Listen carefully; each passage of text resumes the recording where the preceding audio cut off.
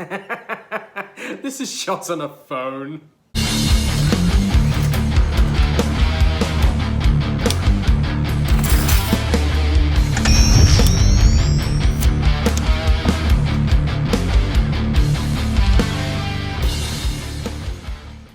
Greetings, geeks, nerds, gamers, and everything in between. My name is Jake Masters, and today is a very special day because today marks episode 1 in Enter the Armory, an ongoing series in my adventures, misadventures, mayhem, and mishaps in the amazing and wonderful world of cosplay. I hope that this journey continues for as long as I keep making cosplay, and I hope to bring you guys along on the ride with me. Okay, now let's talk about where I am in the world of cosplay today. I've been cosplaying now for about 7 years, since about 2013. I was introduced to it years back by a friend of mine back in high school who said, hey, there's a convention going on in the next couple of months, would you like to go? And I thought, wow, convention, that's a real thing.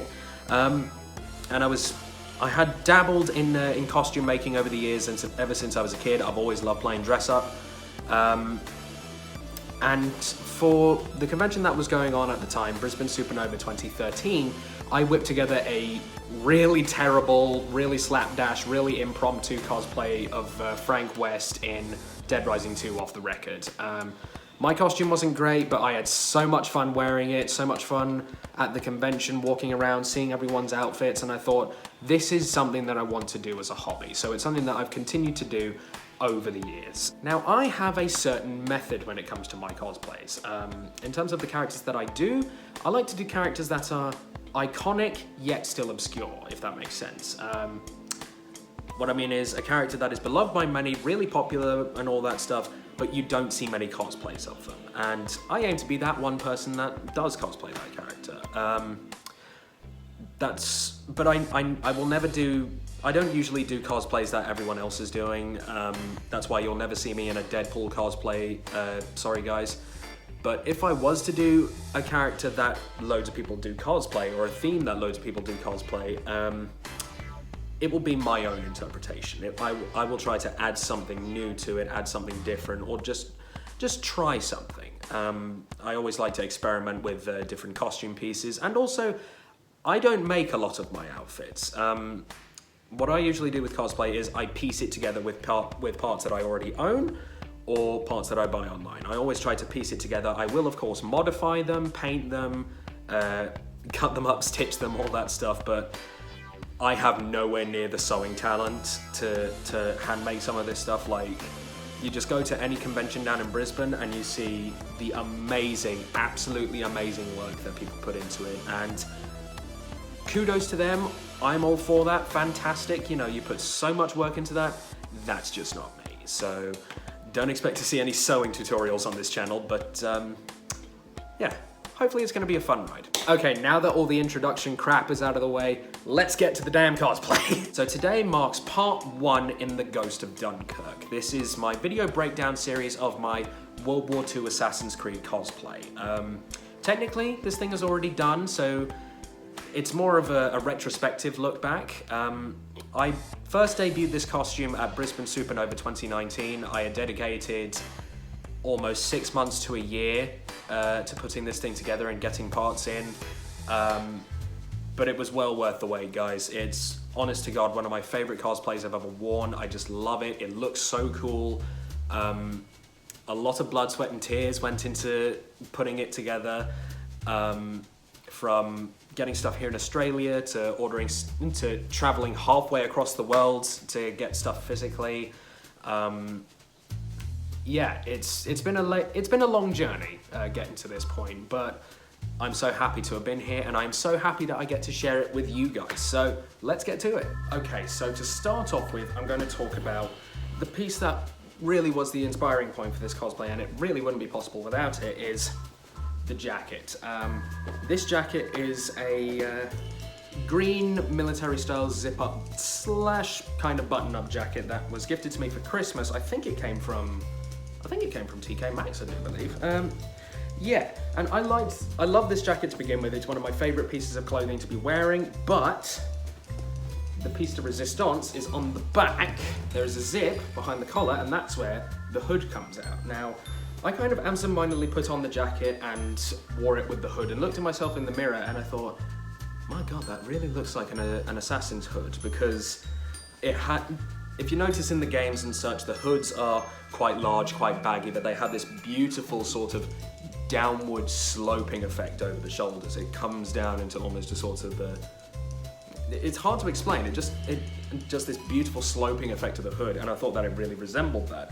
And basically, that's where this whole cosplay came from, was just this jacket, and it was a one-of-a-kind thing. I've tried to look for the jacket elsewhere, and I just can't seem to find it. So, apologies to anyone who tries to look for this. I think I might have snagged the last one, but yeah, this jacket was really a godsend, and this whole cosplay would not be possible without it. It's a bit difficult to put it on while also staying in frame. The collar splays out like such, and if I zip it up to about there, close up the buttons. Yeah, you can see that the it definitely has that military uniform style look to it, and I thought that it definitely adds a bit of personality and character to it. And if I just put the hood up here,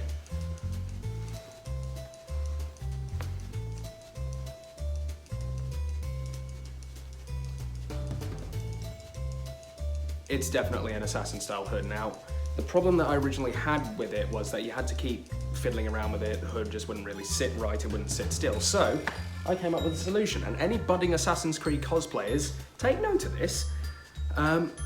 If the hood is baggy and gets in your face anytime you wear it, stick a small cap or a flat cap with a brim underneath, and then it takes a bit of fiddling around to get it just right.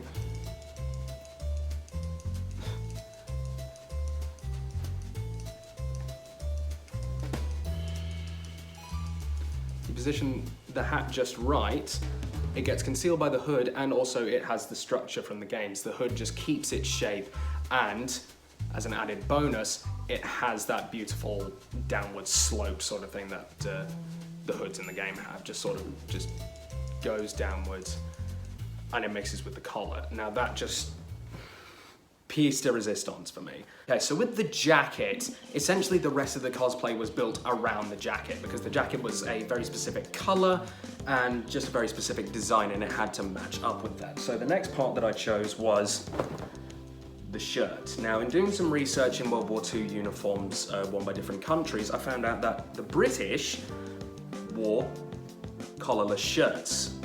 It's essentially a dress shirt, but the collar just comes up to about here. There's no pointed parts pointing downwards on the collar.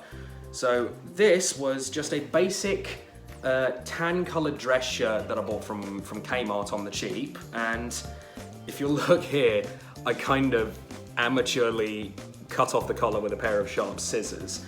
And so it comes up with the collarless effect, but it added a bit of fraying on the edges of it. I originally didn't like it, but I've grown to love it more and more as I've gotten more used to the costume, as it adds just like a nice little layer of frayed, war-torn texture to it. So, yeah. That's the shirt. Another part to the outfit, which kind of in conjunction with the shirt and the jacket, was the gloves. Now, I was long debating whether or not even to wear gloves, because not every assassin in the games wears them. There's gloves, gauntlets, wrist devices and such. But I eventually decided to just go with some basic grey knitted fingerless gloves, because if you look at photos of soldiers during the Belgium campaign and the Battle of the Bulge and such, they do wear these sort of basic knitted fingerless gloves, and I just like the look that it adds to the whole outfit. In conjunction with the shirt and the jacket and the hidden blades, it's just a nice little feature. Yeah, that's basically all you really need to know about the gloves. They're just basic knitted fingerless gloves. The next part that I want to talk about is the pants. Now, with the jacket, again, it had to be based around the jacket in terms of color and also styling. So I scoured for months and months on the internet, looking in stores and such, and I just couldn't find the right pair of pants until I absentmindedly walked into Target and found these olive-colored chinos. Now, they're not exactly a match for the color of the jacket, but close enough is good enough for me.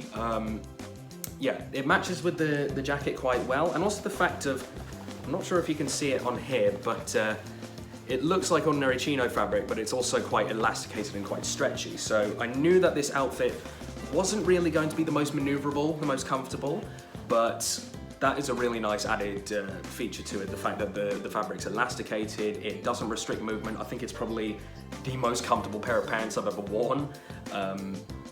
Yeah, especially in conjunction with the boots and the leggings and the belts and such, it really doesn't inhibit my movement. My legs are just home free.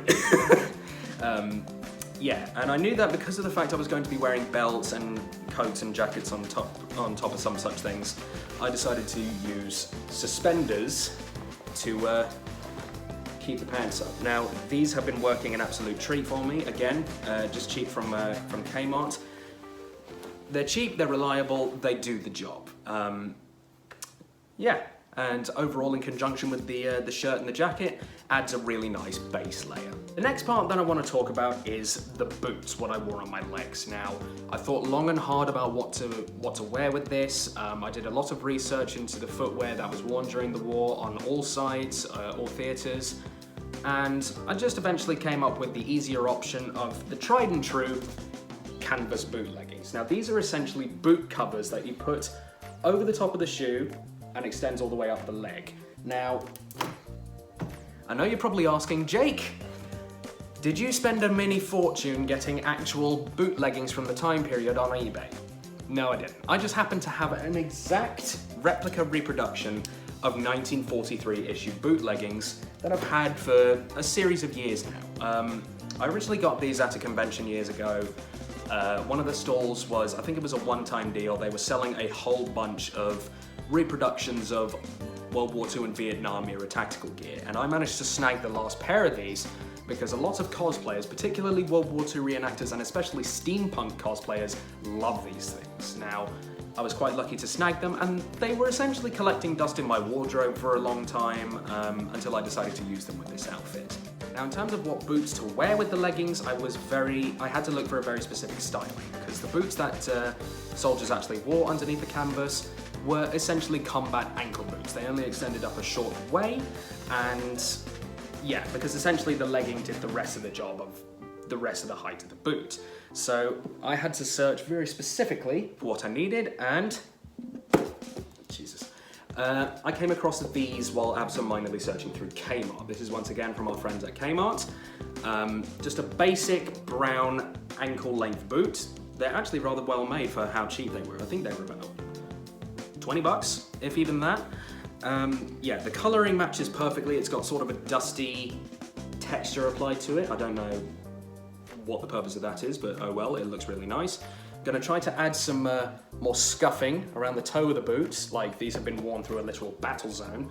And also, if you can look inside here, don't know if you can see it very well, you can see the little Boots logo in there. I've put some gel insoles inside these boots. Now, typically, people would be asking, why would you do that? You have to understand, when you're wearing these for 7-8 hours on a convention floor, a lot of it you're standing still as people are taking pictures, or you're looking at stalls and such. These, without the gel insoles, will be incredibly uncomfortable to wear. Your feet will kill after a while, so that's why they're there. It's just there to add a little bit of protection and just an added bit of comfort. The final piece of the cosplay that I'm here to talk about, and also one of my favorites, is the bandolier. Now, like the hooded jacket and the canvas leggings, this was something that I owned already. I had purchased this on eBay about 3 or 4 years ago because at the time I wanted to do a cosplay of Batman from the Dark Knight Returns graphic novel. However, that didn't really end up following through, and this kind of sat collecting dust in my wardrobe for a couple of months until I busted this out for a Deadshot cosplay. But now I decided to wear it for the World War II assassin because it fits the look, it fits the World War II aesthetic being canvas, and I just thought that it would be quite a cool look for an assassin to be wearing an ammo bandolier or something of the like. Now, the way this was originally worn was that this was worn over the hooded jacket underneath the coat. Now, with the weight of the coat, as well as just how tight and restrictive this was originally, it actually started to bend my spine out of shape. It was really painful. I ended up having severe back pains for days after that, and it just wasn't a heck of a lot of fun, guys. So I made the decision to readjust the bandoleer's length and also wear it on the outside of the coat. That's made it a lot more comfortable, a lot more accessible, and also it's just made things a lot more flexible for me. I'm actually able to crouch and bend down. Keep in mind, guys, I wasn't able to sit down in a chair unless I had taken off the coat, my utility belt, and the bandolier. So it doesn't look as good as before, but sometimes you have to make sacrifices for your art. And when it's literally causing you physical pain, that's when you have to change things. So yeah, one canvas bandolier. And that's everything for part 1, guys. Thank you so much for watching. Be sure to be on the lookout for part 2. That's when I'm going to look at the more expensive, illustrious, and just generally more complex parts of the outfit. All of which I had to travel halfway across the damn world for, so should make for some pretty interesting viewing. But yeah, be on the lookout for that, and also get excited about new cosplay projects that will be coming to the channel soon.